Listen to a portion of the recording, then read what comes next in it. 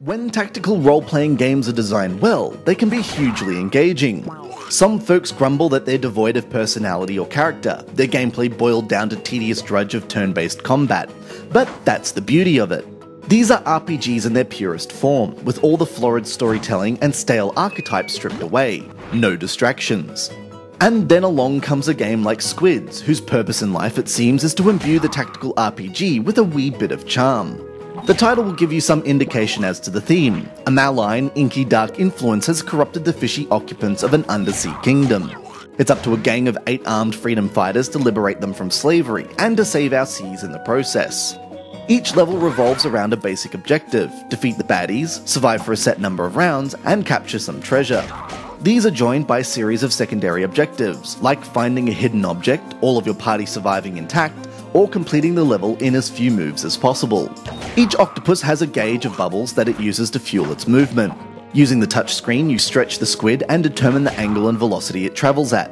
This is the fundamental tactical consideration. If you spend bubbles to get within striking distance of an enemy, you have to make sure you have enough left to go on the offensive as well.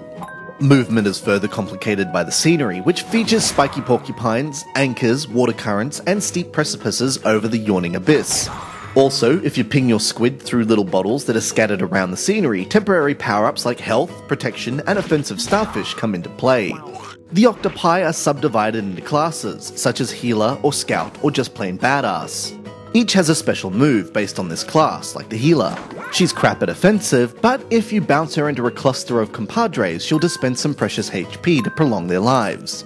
More of these characters and classes are encountered throughout the game, and you build up your party based on your preferred style.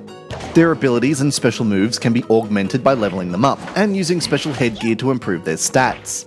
Except, and here's the but, both augmentations have to be paid for using the in-game currency pearls. Pearls are accumulated in one of two ways. Firstly, you harvest them from within the game by defeating foes and finding treasure.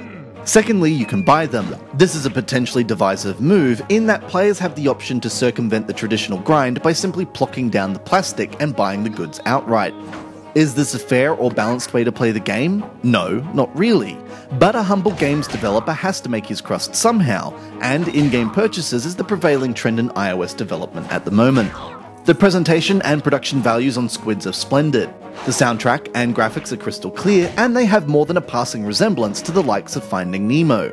The storytelling and cutscenes are pretty cliched, but no worse or more offensive than we've already seen in Final Fantasy.